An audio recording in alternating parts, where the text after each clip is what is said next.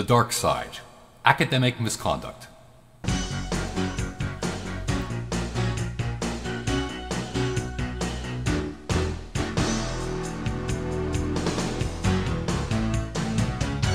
No cheating.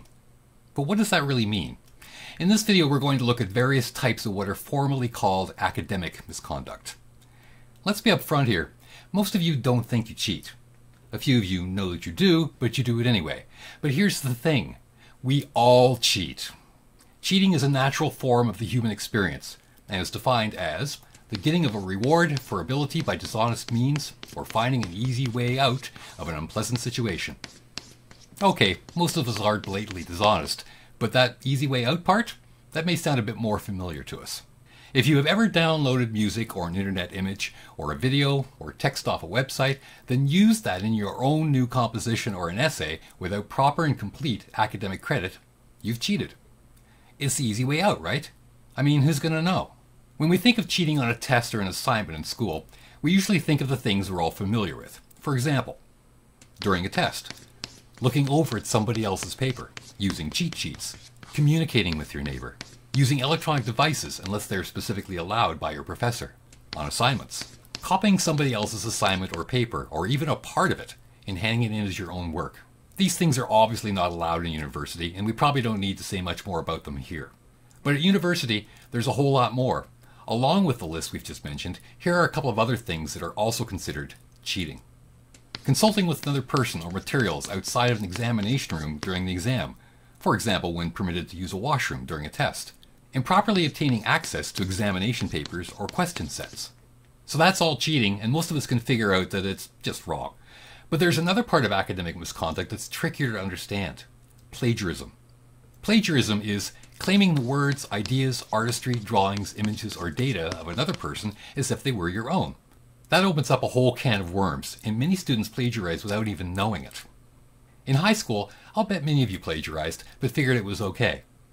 Have you ever copied and pasted some text from an internet web page into your paper because it sounded good and didn't give credit where you got the information from?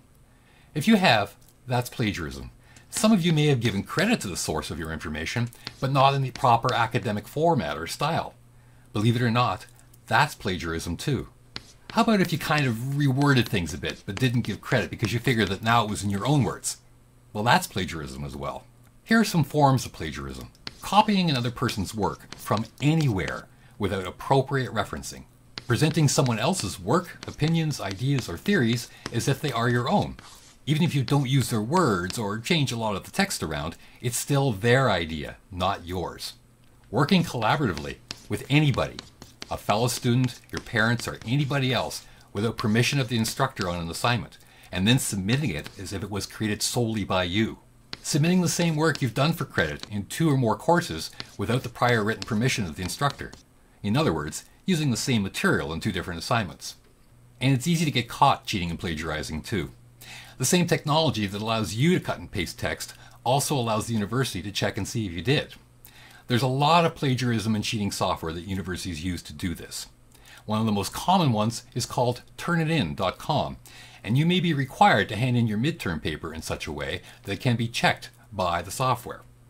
Even if not, if you give your professor your paper in a soft format versus printed paper, for example a Word document or a PDF, it's a simple matter for the professor to check a few phrases from your assignment in Google or one of the online plagiarism checker websites.